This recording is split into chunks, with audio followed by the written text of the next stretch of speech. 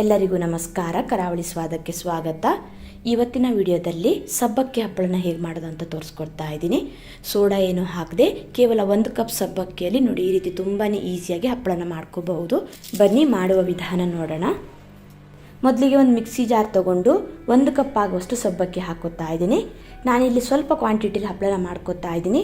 ನೀವು ಜಾಸ್ತಿ ಕ್ವಾಂಟಿಟಿಲಿ ಮಾಡ್ಕೊಳ್ಳೋದಾದರೆ ಸಬ್ಬಕ್ಕಿನ ಜಾಸ್ತಿ ಹಾಕ್ಕೊಳ್ಳಿ.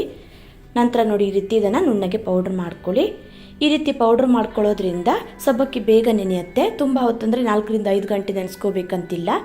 ನಂತರ ಈ ಪುಡಿ ಮಾಡಿಟ್ಕೊಂಡಿರೋ ಸಬ್ಬಕ್ಕಿನ ಒಂದು ಮಿಕ್ಸಿಂಗ್ ಬೌಲ್ಗೆ ಹಾಕಿ ಅದಕ್ಕೆ ಸ್ವಲ್ಪ ನೀರು ಹಾಕೋತಾ ಇದ್ದೀನಿ. 1-2 ಕಪ್ ಆಗೋಷ್ಟು ನೀರು ಹಾಕ್ಕೊಂಡು ಚೆನ್ನಾಗಿ ಇದನ್ನು ಗಂಟಿಲ್ಲದೆ ಮಿಕ್ಸ್ ಮಾಡಿ ನೆನೆಸ್ಕೋಬೇಕು. ನೋಡಿ ನೀರೆಲ್ಲ ಹೀರ್ಕೊಂಡು ಸ್ವಲ್ಪ ದಪ್ಪ ಆಗಿದೆ. ಮತ್ತೆ ಸ್ವಲ್ಪ ನೀರು ಹಾಕ್ಕೊಂಡು ಇದನ್ನು ತೆಳ್ಳಗೆ ಮಾಡ್ಕೋಬೇಕು. ನಾನಿಲ್ಲಿ ಮತ್ತೆ 1 ಕಪ್ ಆಗುವಷ್ಟು ನೀರು ಹಾಕ್ಕೊಂಡು ಚೆನ್ನಾಗಿ ಮಿಕ್ಸ್ ಮಾಡ್ಕೋತಾ ಇದ್ದೀನಿ. 1 ಕಪ್ ಸಬ್ಬಕ್ಕಿಗೆ 3 ಕಪ್ ಆಗುವಷ್ಟು ನೀರು ಹಾಕ್ಕೊಂಡಿದ್ದೀನಿ. ನೋಡಿ ಈ ರೀತಿ ಚೆನ್ನಾಗಿ ಮಿಕ್ಸ್ ಮಾಡಿಕೊಂಡು ಮುಚ್ಚಳನ ಮುಚ್ಚಿ ಒಂದು 10 ರಿಂದ 15 ನಿಮಿಷ ಇದನ್ನು ಹಾಕಿ ನೆನೆಲಿಕ್ಕೆ ಬಿಡಬೇಕು. ಸಬ್ಬಕ್ಕಿನ ಪುಡಿ ಮಾಡಿ ನೆನೆಸ್ತಾ ಇರೋದ್ರಿಂದ ತುಂಬ ಹೊತ್ತು ನೆನೆಸ್ಕೋಬೇಕಂತಿಲ್ಲ. ನೋಡಿ 15 ನಿಮಿಷ ಆದಮೇಲೆ ಓಪನ್ ಮಾಡ್ತಾ ಇದ್ದೀನಿ. ನೀರೆಲ್ಲ ಹೀರ್ಕೊಂಡು ಸ್ವಲ್ಪ ಇದು ದಪ್ಪ ಆಗಿದೆ. ಈ ರೀತಿ ಮಾಡೋದ್ರಿಂದ ಹಪ್ಪಳ ಸ್ವಲ್ಪ ಬೇಗ ರೆಡಿ ಆಗುತ್ತೆ. ತುಂಬ ಹೊತ್ತು ಅಂದರೆ 3 ರಿಂದ 4 ಗಂಟೆ ಸಬ್ಬಕ್ಕಿ ನೆನೆಸ್ಕೋಬೇಕಂತಿಲ್ಲ. ನಂತರ ಇದನ್ನು ಬೇಯಿಸ್ಕೊಳ್ಳಿಕ್ಕೆ ಒಂದು ಪಾತ್ರೆ ತೊಗೊಂಡು ಸ್ವಲ್ಪ ನೀರು ಹಾಕೋತಾ ಇದ್ದೀನಿ. 1 ಕಪ್ ಸಬ್ಬಕ್ಕಿಗೆ ಒಂದು 6 ರಿಂದ 7 ಕಪ್ ಆಗುವಷ್ಟು ನೀರು ಹಾಕೋಬೇಕು. ನಾನಿಲ್ಲಿ 7 ಕಪ್ ಆಗುವಷ್ಟು ನೀರು ಹಾಕ್ಕೊಂಡಿದ್ದೀನಿ.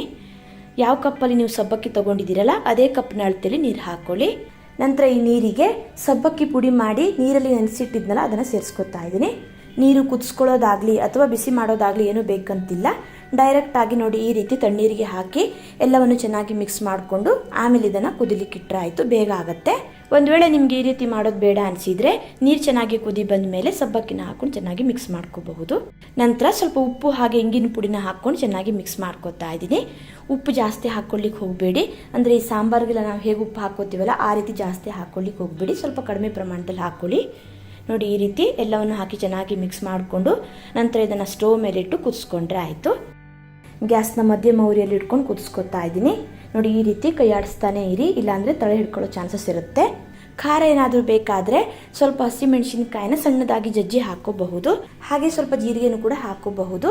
ನಾನಿಲ್ಲಿ ಏನೂ ಹಾಕಿಲ್ಲ. ಇಂಗಿನ ಪುಡಿ, ಉಪ್ಪು ಹಾಗೆ ಸಬ್ಬಕ್ಕಿ ಈ 3ಅನ್ನಷ್ಟೇ ಹಾಕ್ಕೊಂಡಿದ್ದೀನಿ. ನೋಡಿ ಇದು ಕುದಿ ಬರಲಿಕ್ಕೆ ಸ್ಟಾರ್ಟ್ ಆಗಿದೆ. ಒಂದು 3 ರಿಂದ 4 ನಿಮಿಷ ಚೆನ್ನಾಗಿ ಇದನ್ನು ಕುದಿಸ್ಕೋಬೇಕು. ಸ್ವಲ್ಪ ಇದು ದಪ್ಪ ಆಗಬೇಕು. ತುಂಬ ದಪ್ಪ ಆಗೋ ತನಕ ಕುದಿಸ್ಕೊಳ್ಳಿಕ್ಕೆ ಹೋಗಬೇಡಿ. ತಣದ ಮೇಲೆ ಇನ್ನೂ ದಪ್ಪ ಆಗಿಬಿಡತ್ತೆ. ನೋಡಿ ಈ ರೀತಿ ತಳದಿಂದನೇ ಚೆನ್ನಾಗಿ ಮಿಕ್ಸ್ ಮಾಡ್ಕೋಬೇಕು, ಇಲ್ಲಾಂದರೆ ತಳ ಹಿಡ್ಕೊಳ್ಳುತ್ತೆ. ನೋಡಿ ಇದು ಇವಾಗ ಈ ಕನ್ಸಿಸ್ಟೆನ್ಸಿಲಿದೆ. ತಣದ ಮೇಲೆ ಸ್ವಲ್ಪ ದಪ್ಪ ಆಗುತ್ತೆ. ನಾನಿಲ್ಲಿ ಒಂದು 4 ನಿಮಿಷ ಚೆನ್ನಾಗಿ ಇದನ್ನು ಕುದಿಸ್ಕೊಂಡಿದ್ದೀನಿ. ನಂತರ ಸ್ಟೋವ್ನ ಆಫ್ ಮಾಡಿಕೊಂಡು ಚೆನ್ನಾಗಿ ಇದನ್ನು ತಣಿಸ್ಕೋಬೇಕು. ಚೆನ್ನಾಗಿ ತಣದ ಮೇಲೆ ಯಾವುದಾದ್ರೂ ಒಂದು ಪ್ಲಾಸ್ಟಿಕ್ ಶೀಟ್ ಅಥವಾ ಬಟ್ಟೆ ಮೇಲೆ ಹಾಕಿ ಹಪ್ಪಳನ ಮಾಡಿಕೊಂಡ್ರೆ ಆಯಿತು. ನೋಡಿ ಚೆನ್ನಾಗಿ ಇದು ತಣದಿದೆ, ಸ್ವಲ್ಪ ಗಟ್ಟಿನೂ ಕೂಡ ಆಗಿದೆ. ನೀವು ಜಾಸ್ತಿ ಹೊತ್ತು ಇಡ್ತಾ ಹೋದ ಹಾಗೆ ಗಟ್ಟಿ ಆಗ್ತಾ ಹೋಗುತ್ತೆ. ನಂತರ ಒಂದು ಪ್ಲಾಸ್ಟಿಕ್ ಶೀಟ್ ಮೇಲೆ ಸ್ವಲ್ಪ ಮಿಶ್ರಣನ ಹಾಕ್ಕೊಂಡು ಈ ರೀತಿ ಹಪ್ಪಳ ಮಾಡ್ಕೊತಾ ಇದ್ದೀನಿ. ನಾನಿಲ್ಲಿ ಚಿಕ್ಕ ಚಿಕ್ಕದಾಗಿ ಮಾಡ್ಕೊಂಡಿದ್ದೀನಿ. ನೀವು ಬೇಕಿದ್ರೆ ಸ್ವಲ್ಪ ಜಾಸ್ತಿ ಹಾಕ್ಕೊಂಡು ದೊಡ್ಡದಾಗಿ ಕೂಡ ಮಾಡ್ಕೋಬಹುದು. ಪ್ಲಾಸ್ಟಿಕ್ ಶೀಟ್ ಬೇಡ ಅಂತಂದರೆ ಬಟ್ಟೆ ಮೇಲೂ ಕೂಡ ಹಾಕೋಬಹುದು. ಬಟ್ಟೆ ಮೇಲೆ ಹಾಕಿದ್ರೆ ತೆಗಿಲಿಕ್ಕೆ ಸ್ವಲ್ಪ ಕಷ್ಟ ಆಗಬಹುದು. ನೋಡಿ ಈ ರೀತಿ ಒಂದಕ್ಕೊಂದು ಅಂಟ್ಕೊಳ್ಳದೆ ಸ್ವಲ್ಪ ಗ್ಯಾಪ್ ಕೊಟ್ಟು ದೂರ ಹಾಕೋಬೇಕು. ನಂತರ ಇದನ್ನು ಚೆನ್ನಾಗಿ ಒಣಸ್ಕೋಬೇಕಾಗತ್ತೆ. ನಾನಿಲ್ಲಿ ಹಪ್ಪಳನ ತೆಳ್ಳಗೆ ಹರಡ್ಕೊಂಡಿರೋದ್ರಿಂದ ಚೆನ್ನಾಗಿರೋ ಬಿಸಿಲಿಗೆ 1 ರಿಂದ 2 ದಿನ ಒಣಸಿದ್ರೆ ಸಾಕಾಗತ್ತೆ.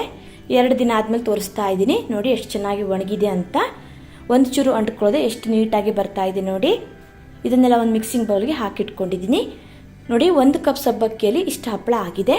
ನೋಡಿ ಎಷ್ಟು ಚೆನ್ನಾಗಿ ತೆಳ್ಳಗೆ ಗ್ಲಾಸ್ ರೀತಿ ಬಂದಿದೆ ಅಂತ. ಇದನ್ನು ಇವಾಗ ಎಣ್ಣೆಲಿ ಫ್ರೈ ಮಾಡ್ಕೋಬೇಕು. ಎಣ್ಣೆಲಿ ಫ್ರೈ ಮಾಡಲಿಕ್ಕೆ ನಾನಿಲ್ಲಿ ಸ್ವಲ್ಪ ಎಣ್ಣೆನ ಕಾಯ್ಲಿಕ್ಕೆ ಇಟ್ಟಿದ್ದೆ. ಎಣ್ಣೆ ಕಾದ್ಮೇಲೆ ಗ್ಯಾಸ್ನ ಕಡಿಮೆ ಉರಿಯಲ್ಲಿ ಇಟ್ಕೊಂಡು ಇದನ್ನು ಫ್ರೈ ಮಾಡ್ಕೋಬೇಕು, ಇಲ್ಲಾಂದರೆ ಕಲರ್ ಚೇಂಜ್ ಆಗಿಬಿಡುತ್ತೆ.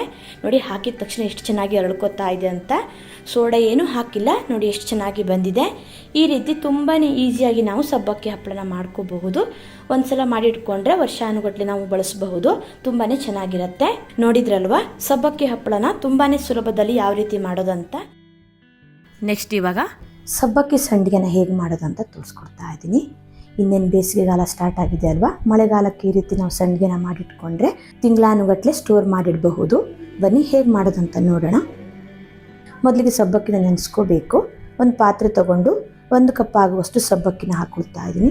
ನಾನಿಲ್ಲಿ ಕಡಿಮೆ ಕ್ವಾಂಟಿಟಿಲಿ ಮಾಡಿ ತೋರಿಸ್ತಾ ಇದ್ದೀನಿ. ನಿಮ್ಗೆ ಜಾಸ್ತಿ ಕ್ವಾಂಟಿಟಿ ಬೇಕಾದರೆ ಸಬ್ಬಕ್ಕಿನ ಜಾಸ್ತಿ ಪ್ರಮಾಣದಲ್ಲಿ ಹಾಕ್ಕೊಳ್ಬೇಕು. ಸ್ವಲ್ಪ ನೀರು ಹಾಕಿ ಸಬ್ಬಕ್ಕಿನ ಚೆನ್ನಾಗಿ ಒಂದ್ಸಲ ವಾಶ್ ಮಾಡ್ಕೊಳ್ತಾ ಇದ್ದೀನಿ. ಧೂಳೆಲ್ಲ ಇರುತ್ತೆ. ನಂತರ ಸಬ್ಬಕ್ಕಿನ ನೆನೆಸ್ಕೊಳ್ಬೇಕು. 1 ಕಪ್ ಸಬ್ಬಕ್ಕಿಗೆ 2 ಕಪ್ ಆಗುವಷ್ಟು ನೀರು ಹಾಕ್ಕೊಳ್ತಾ ಇದ್ದೀನಿ. ನೀರು ಸ್ವಲ್ಪ ಕಡಿಮೆ ಕೂಡ ಹಾಕ್ಕೊಳ್ಬಹುದು. ರಾತ್ರಿ ನೆನೆ ಹಾಕಿದರೆ ಬೆಳಗಾಗುವಷ್ಟರಲ್ಲಿ ಸಬ್ಬಕ್ಕಿ ಚೆನ್ನಾಗಿ ನೆಂದಿರುತ್ತೆ. ಬೆಳಿಗ್ಗೆ ಬೇಗನೆ ಸಂಡಿಗೆ ಹಿಟ್ಟನ್ನು ಮಾಡ್ಕೊಳ್ಬಹುದು. ಬೆಳಿಗ್ಗೆ ನಾನು ಇವಾಗ ತೋರಿಸ್ತಾ ಇದ್ದೀನಿ. ನೋಡಿ, ಸಬ್ಬಕ್ಕಿ ಚೆನ್ನಾಗಿ ನೆಂದಿದೆ. ಸಬ್ಬಕ್ಕಿ ಪ್ರೆಸ್ ಮಾಡಿದಾಗ ನೋಡಿ ಈ ರೀತಿ ಈಸಿಯಾಗಿದ್ದು ಮೆತ್ತಗಾಗಬೇಕು. ಹೀಗೆ ಸಬ್ಬಕ್ಕಿನ ಚೆನ್ನಾಗಿ ನೆನೆಸ್ಕೊಳ್ಬೇಕು. ಇದನ್ನು ಇವಾಗ ಪಕ್ಕಕ್ಕಿಟ್ಟು ನೆಕ್ಸ್ಟ್ ಒಂದು ಚಿಕ್ಕ ಮಿಕ್ಸಿ ಜಾರ್ ತೊಗೊಂಡು ಖಾರಕ್ಕೆ ಒಂದು 4 ಹಸಿಮೆಣಸಿನ್ಕಾಯಿನ ಹಾಕ್ಕೊಳ್ತಾ ಇದ್ದೀನಿ. ನಿಮಗೆ ಖಾರ ಎಷ್ಟು ಬೇಕು ಅಂತ ನೋಡಿಕೊಂಡು ಹಸಿಮೆಣಸಿನ್ಕಾಯಿನ ಸೇರಿಸ್ಕೊಳ್ಳಿ. ಒಂದು ಅರ್ಧ ಚಮಚ ಆಗುವಷ್ಟು ಜೀರಿಗೆನ ಹಾಕಿ ಸ್ವಲ್ಪ ನೀರು ಹಾಕಿ ನೋಡಿ ಈ ರೀತಿ ಸ್ವಲ್ಪ ತರಿಯಾಗಿ ಪುಡಿ ಮಾಡ್ಕೊಳ್ಬೇಕು. ನಂತರ ಸ್ಟವ್ ಮೇಲೆ ಒಂದು ಕಡಾಯಿ ಇಟ್ಟು 3 ಗ್ಲಾಸ್ ಆಗುವಷ್ಟು ನೀರು ಹಾಕಿ ಕುದಿಲಿಕ್ಕೆ ಇಟ್ಟಿದ್ದೀನಿ. ನೀರು ಬಿಸಿಯಾಗಿ ಕುದಿ ಬರಲಿ ಸ್ಟಾರ್ಟ್ ಆದಾಗ ನೆನೆಸಿಟ್ಕೊಂಡಿರೋ ಸಬ್ಬಕ್ಕಿನ ಹಾಕ್ಕೊಳ್ತಾ ಇದ್ದೀನಿ. ನೀರು ಸಮೇತನೇ ಹಾಕ್ಕೊಳ್ಳಿ. ನೆನೆಸಿರೋ ನೀರೇನು ಬಿಸಾಕೋದು ಬೇಡ.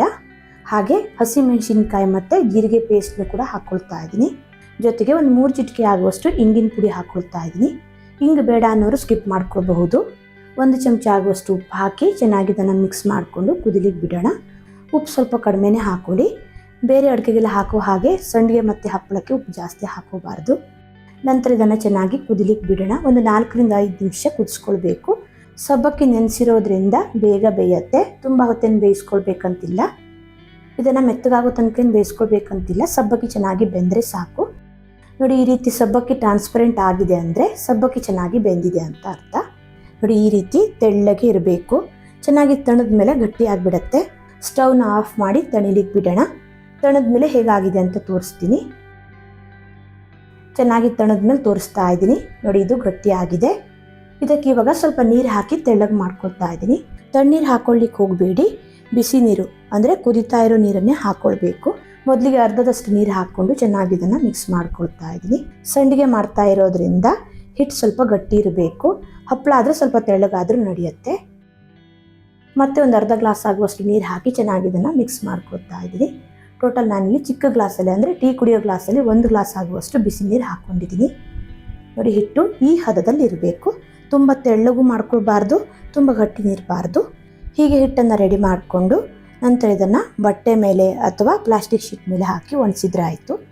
ನಾನಿಲ್ಲಿ ಪ್ಲಾಸ್ಟಿಕ್ ಶೀಟ್ ಮೇಲೆ ಹಾಕ್ಕೊಂಡಿದ್ದೀನಿ. ಪ್ಲಾಸ್ಟಿಕ್ ಶೀಟ್ ಬೇಡ ಅನ್ನುವರು ಬಟ್ಟೆ ಮೇಲೆ ಕೂಡ ಹಾಕ್ಕೊಳ್ಬಹುದು. ಯಾವುದೇ ಕಾರಣಕ್ಕೂ ಬಿಸಿ ಇರುವಾಗ ಪ್ಲಾಸ್ಟಿಕ್ ಶೀಟ್ ಮೇಲೆ ಹಾಕ್ಕೊಳ್ಳಿಕ್ಕೆ ಹೋಗಬೇಡಿ. ಚೆನ್ನಾಗಿ ತಣ್ಣದ ಮೇಲೇ ಹಾಕ್ಕೊಳ್ಬೇಕು. ನೋಡಿ, ಈ ರೀತಿ 1 ಚಮಚ ಆಗುವಷ್ಟು ಹಾಕ್ಕೊಂಡ್ರೆ ಸಾಕು. ಜಾಸ್ತಿ ಹಾಕ್ಕೊಂಡ್ರೆ ಅಂದರೆ ದಪ್ಪ ಮಾಡಿ ಹಾಕ್ಕೊಂಡ್ರೆ ಒಣಗಲಿಕ್ಕೂ ಸ್ವಲ್ಪ ಟೈಮ್ ಜಾಸ್ತಿ ತಗೊಳುತ್ತೆ. ನಂತರ ಇದನ್ನು 2 ರಿಂದ 3 ದಿನ ಚೆನ್ನಾಗಿರೋ ಬಿಸಿಲಿಗೆ ಹಾಕಿ ಒಣಸ್ಕೊಳ್ಬೇಕು. ಒಣಗಿದ್ಮೇಲೆ ಹೇಗಾಗಿದೆ ಅಂತ ತೋರಿಸ್ತಾ ಇದ್ದೀನಿ. ನೋಡಿ, ಈ ರೀತಿ ಚೆನ್ನಾಗಿ ಒಣಸ್ಕೋಬೇಕು. ಗರ್ಗರಿ ಆಗಬೇಕು. ಹೀಗೆ ಒಣಸ್ಕೊಳ್ಳೋದ್ರಿಂದ ತಿಂಗಳಾನುಗಟ್ಟಲೆ ಸ್ಟೋರ್ ಮಾಡಿಡಬಹುದು, ಹಾಳಾಗಲ್ಲ. 1 ಕಪ್ ಸಬ್ಬಕ್ಕಿಗೆ ನನಗಿಲ್ಲಿ ಇಷ್ಟು ಸಂಡಿಗೆ ಆಗಿದೆ. ನಾನಿಲ್ಲಿ ಸ್ವಲ್ಪ ಪ್ರಮಾಣದಲ್ಲಷ್ಟೇ ಮಾಡಿ ತೋರಿಸಿದ್ದೀನಿ. ನಿಮಗೇನಾದರೂ ಜಾಸ್ತಿ ಪ್ರಮಾಣದಲ್ಲಿ ಬೇಕು ಅಂದರೆ ಸಬ್ಬಕ್ಕಿನೆಲ್ಲ ಜಾಸ್ತಿ ಹಾಕ್ಕೊಳ್ಳಿ.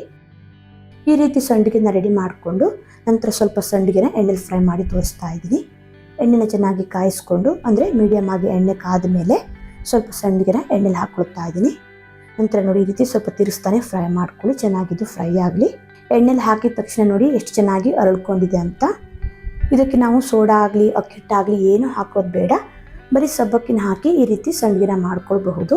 ಖಾರ ಬೇಡ ಅಂತಂದ್ರೂ ಕೂಡ ನೀವು ಹಸಿಮೆಣಸಿನ್ಕಾಯಿನ ಸ್ಕಿಪ್ ಮಾಡ್ಕೊಳ್ಬಹುದು. ಬರೀ ಸಬ್ಬಕ್ಕಿನ ಹಾಗೆ ಉಪ್ಪನ್ನು ಹಾಕಿ ಮಾಡ್ಕೊಳ್ಬಹುದು. ಚೆನ್ನಾಗಿ ಬಿಸಿಲಿದ್ದಾಗ ಈ ರೀತಿ ಸಂಡಿಗೆನ ಮಾಡಿ ಸ್ಟೋರ್ ಮಾಡಿಟ್ಕೊಂಡ್ರೆ ಹೊರಗಡೆಯಿಂದ ತರೋದೇ ಬೇಡ, ಮನೇಲೇ ಮಾಡ್ಕೊಳ್ಬಹುದು. ಇವತ್ತಿನ ವಿಡಿಯೋ ಇಷ್ಟ ಆದರೆ ಲೈಕ್, ಶೇರ್, ಕಮೆಂಟ್ ಮಾಡೋದನ್ನು ಮರಿಬೇಡಿ. ಮತ್ತೆ ಸಿಗ್ತೀನಿ ಹೊಸ ವಿಡಿಯೋದೊಂದಿಗೆ. ಧನ್ಯವಾದಗಳು.